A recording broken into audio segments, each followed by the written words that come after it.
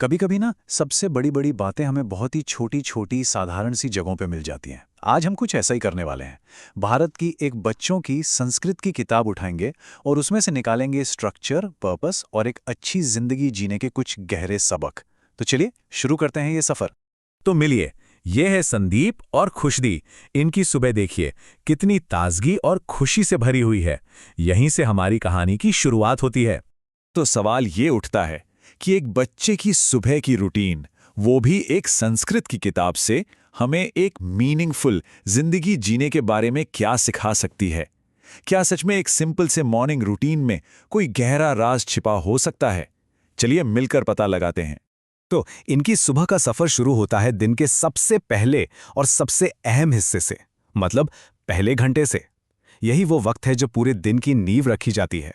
जरा देखिए तो पहले एक घंटे में क्या क्या हो रहा है। सुबह 5 बजे उठना, फिर 5:15 पर तैयार होना, 5:30 बजे योगासन और 6 बजे तक तो स्वाध्याय यानी सेल्फ स्टडी भी शुरू। मतलब हर एक मिनट का पूरा इस्तेमाल। कमाल का अनुशासन है ना। और जो बात वाकई दिलचस्प है वो है दिन का सबसे पहला काम।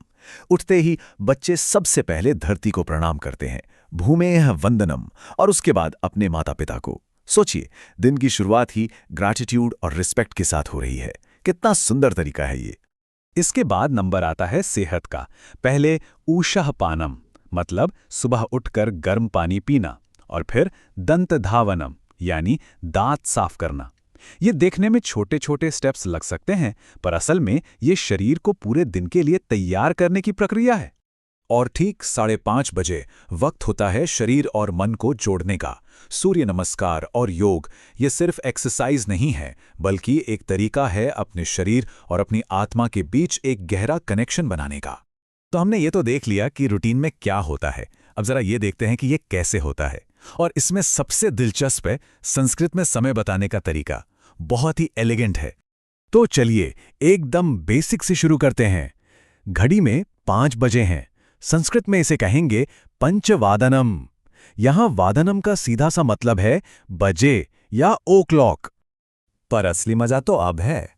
संस्कृत का सिस्टम इतना लॉजिकल है, देखिए।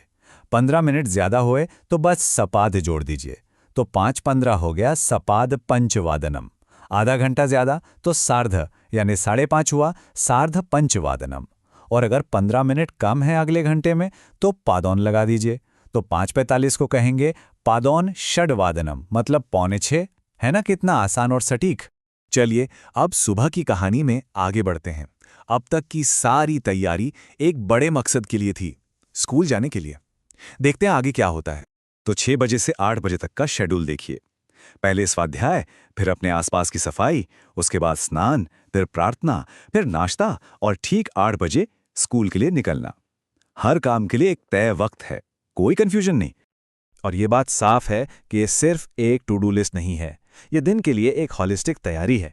एक तरफ किताबों से दिमाग को पोषण मिल रहा है, तो दूसरी तरफ नाश्ते से शरीर को। सब कुछ कितना बैलेंस्ड है। अब तक हमने जो भी देखा वो तो सिर्फ काम थे, एक्शंस थे।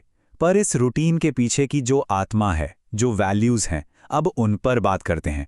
क्योंकि ये एक रूटीन से कहीं बढ़कर है। और यहीं पर एक बहुत ही खूबसूरत संस्कृत शब्द सामने आता है, शिष्टाचार।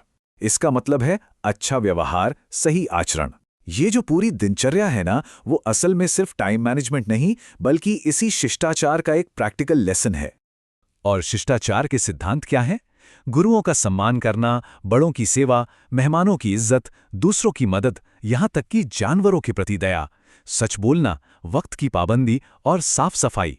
ये सारी अच्छी बातें सिर्फ किताबों में नहीं हैं, बल्कि इस डेली रूटीन का हिस्सा बनकर जिंदगी में उतर रही हैं।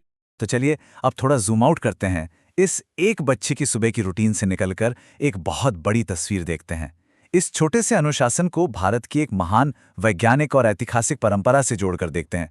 देखिए, समय को लेकर ये जो गंभीरता है, ये सिर्फ एक बच्चे के डेली शेड्यूल तक सीमित नहीं है, बल्कि ये भारत की एक बहुत गहरी साइंटिफिक विरासत से जुड़ी हुई है। और इस विरासत के सबूत हमारे सामने हैं। एक तरफ कोणार्क का सूर्य मंदिर है, जो अपने आप में एक विशाल कायक खगोलीय घड़ी है, और दूसरी तरफ जंतर मंतर जैसी ऑब्जर्वेटरीज। ये सब क्या दिखाते हैं? यही कि प्राचीन भारत में टाइम कीपिंग को एक बहुत ही गंभीर विज्ञान की तरह देखा जाता था। और ये बात खुद इस किताब में भी लिखी है। प्राचीन भारत देश में लोग समय जानने के लिए सूर्य की गति को देखते थे। मतलब आसमान को देखना और वक्त को मापना, ये दोनों चीजें हमेशा से एक दूसरे से जुड़ी हुई थीं। तो अंत में बस एक सवाल, अगर संदीप और खुशदी की ये सुबह की दिनचर्या उनके मूल्यों जैसे अनुशासन, सम्मान और ज्ञान को दिखाती है, तो हमारी अपनी सुबह की दिनचर्या हमारे बारे में क्या बताती है? हम किसे सबसे ज्यादा महत्व देते हैं? ये सोचने वाली बात है ना।